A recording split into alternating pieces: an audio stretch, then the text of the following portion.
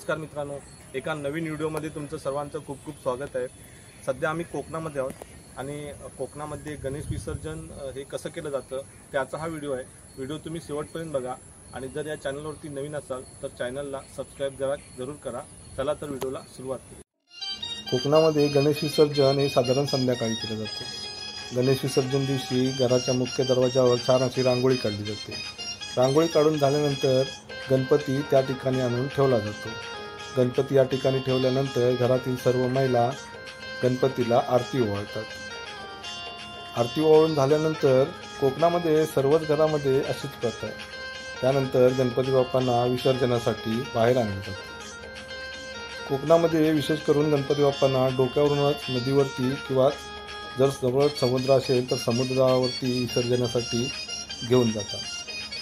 घरातून बाहेर आल्यानंतर सर्वजण मुख्य रस्त्याकडे आपापल्या घरातील गणपती बाप्पांना डोक्यावरून घेऊन येतात, जसं या व्हिडिओमध्ये आपण बघतोय तसं। विसर्जनाच्या मिरवणुकीमध्ये सर्वात लहान थोर महिला पुरुष असे सर्वच मोठ्या संख्येने सहभागी असतात। गणपती बाप्पा मोरया, गणपती बाप्पा मोरया अशा जयघोषाने ही मिरवणूक अगदी पायवाटेने सुद्धा चाललेली असते। हिरवीगार शेती, हिरवीगार झाडे झुडपं अशा या निसर्गरम्य परिसरामध्ये ही मिरवणूक पाहण्यात खूपच मजा असते।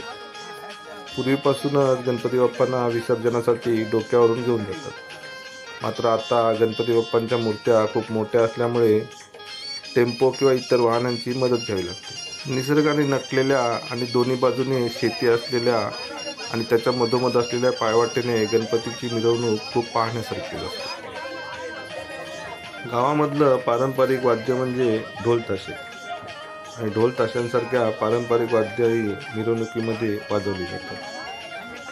प्रत्येकजण आपापल्या घरातील गणपती बाप्पांना घेऊन मिरवणुकीमध्ये सहभागी होतात।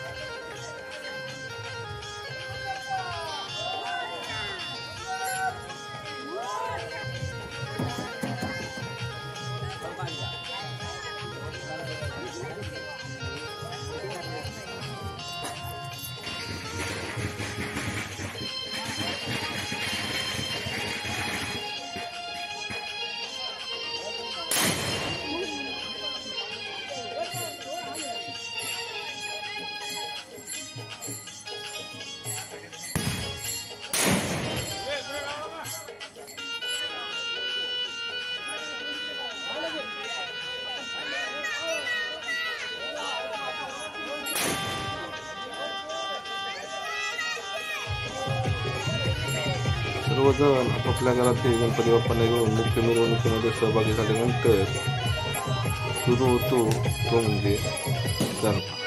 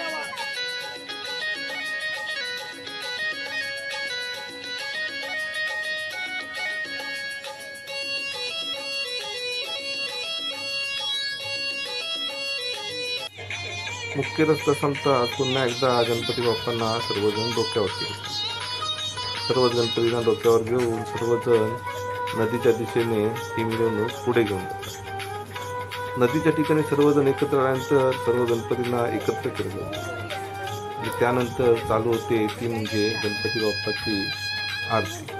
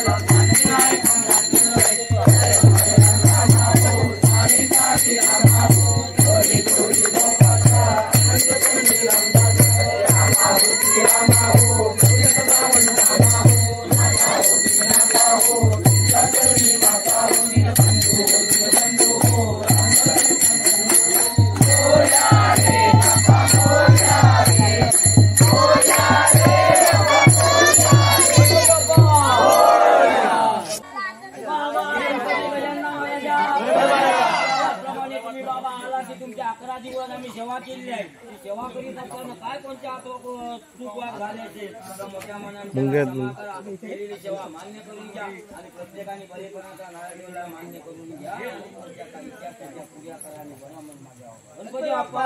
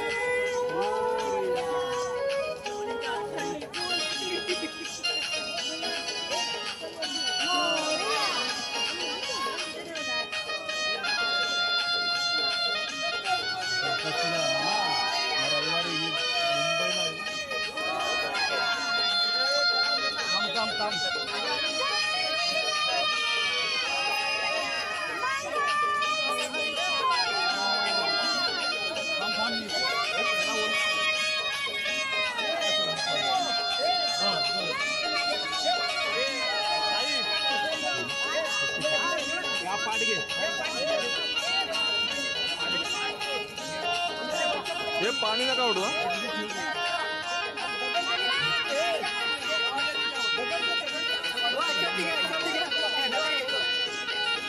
हे हात पाठ पकड.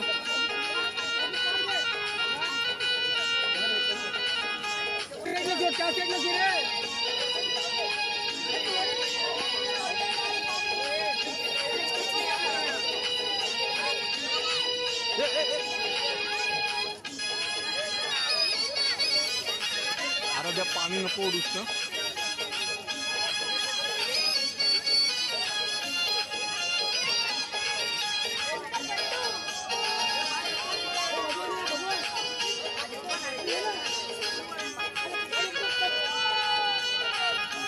अरे त्या पाणी नको उडू ना. शांत राहा ना.